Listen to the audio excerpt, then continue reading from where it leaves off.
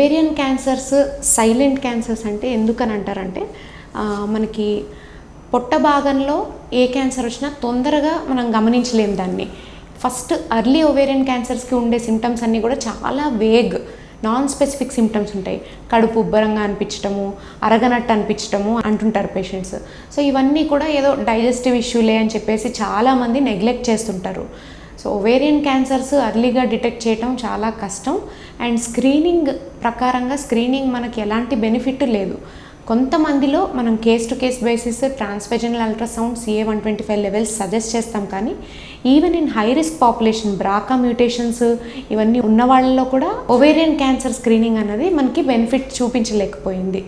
So అర్లీగా గుర్తించడం కష్టం. మనకు వచ్చే వాళ్ళందరూ ఆల్మోస్ట్ స్టేజ్ 3 ఇట్లా స్టేజ్ 4లోనే వస్తుంటారనమాట.